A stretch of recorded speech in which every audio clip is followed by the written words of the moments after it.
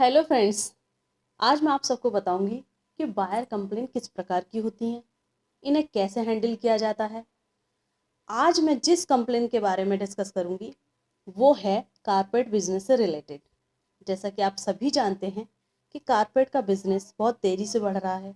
इस पर हजारों लोगों का रोजगार निर्भर करता है। कारपेट में अक्सर एक प्रॉब्लम पाई जाती है कि कारपेट का साइड में अनइवन होना या तिरछा होना। बायर जब कारपेट को यूज़ करता है तो उसमें कहीं कहीं गैप दिखाई देता है, तो कहीं कहीं पर कारपेट का एक्स्ट्रा पोर्शन दिखाई देता है। यह दिखने में भी बहुत भद्दा लगता है। यदि बायर कारपेट का एक्स्ट्रा पोर्शन कट कर देता है तो पीस डैमेज हो जाता है। इस वजह से बायर पीस को रिजेक्ट कर देता है तथा उस डिज़ाइन की ऑर्डर क्वांटिटी भी कम कर देता है। तो बायर से ज़्यादा ऑर्डर क्वांटिटी लेने के लिए इस प्रॉब्लम को समझो तथा इसको इम्प्रूव करो। तो आइए देखते हैं कैसे ये प्रॉब्लम हो जाती है और इसे कैसे इम्प्रूव किया जाएगा। कारपेट का तिरछा होना किस किस स्टेज पर पाया जाता है। ये स्टेज है नंबर 1 टफ्टिंग स्टेज पर, वीविंग स्टेज पर, लेटेक्सिंग स्टेज पर, बाइंडिंग एंड बैकिंग स्टेज पर।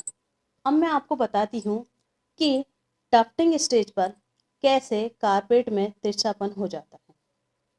नंबर 1, जब कारपेट के लिए टफ्टिंग का प्रोसेस होता है तो उस समय टफ्टिंग फ्रेम जिस पर फैब्रिक स्ट्रेच हुआ है यदि तिरछा है तो इस तरह की प्रॉब्लम हो जाती है। नंबर 2, यदि फ्रेम ओके है और यदि फैब्रिक का तिरछा लग जाना तो इस केस में भी कारपेट में तिरछापन हो जाता है।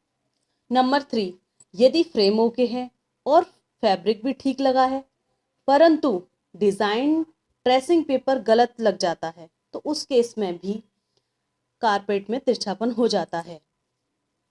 नंबर 4, यदि फ्रेम ओके है, फैब्रिक भी सही लगा है और ट्रेसिंग पेपर भी सही लगा है लेकिन पीस में झोल आ जाना या फिर गलती से पीस फोल्ड हो जाना, इस प्रकार से भी टफ्टिंग के समय कारपेट में तिरछापन हो जाता है।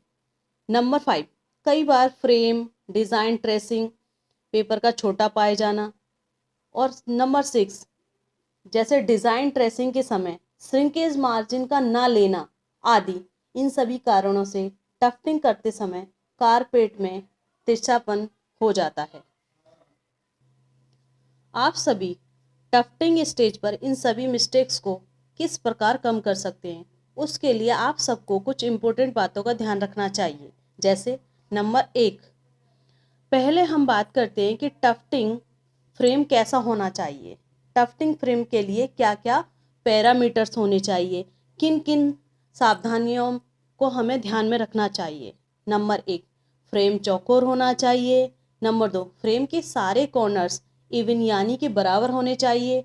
नंबर 3, फ्रेम बैंड नहीं होना चाहिए। नंबर 4, फ्रेम की जो कील होती है वो मिसिंग, कमज़ोर, टूटी या लूज ना हो, ये ज़रूर चेक करना चाहिए।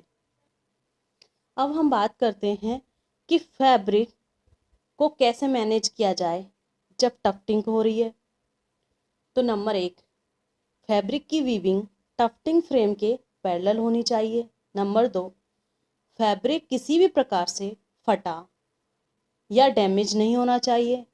नंबर 3, फैब्रिक टाइट होना चाहिए। नंबर 4, फैब्रिक का कंस्ट्रक्शन अनइवन नहीं होना चाहिए। अब बात करते हैं कि ट्रेसिंग पेपर के रिगार्डिंग आप सबको क्या क्या सावधानियां रखनी चाहिए।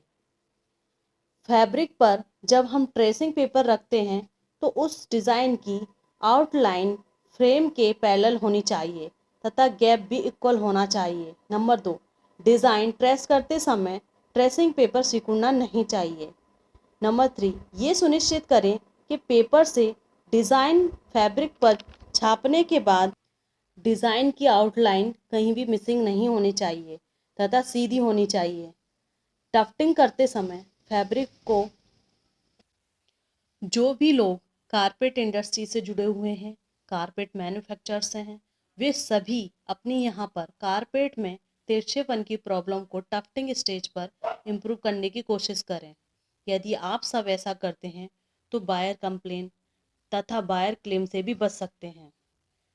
यदि आप अच्छी क्वालिटी का मटेरियल सप्लाई करते हैं तथा बायर को कंप्लीट सेटिस्फैक्शन देते हैं तो इससे आपकी इमेज भी अच्छी होगी तथा ऑर्डर भी इंक्रीज होंगे।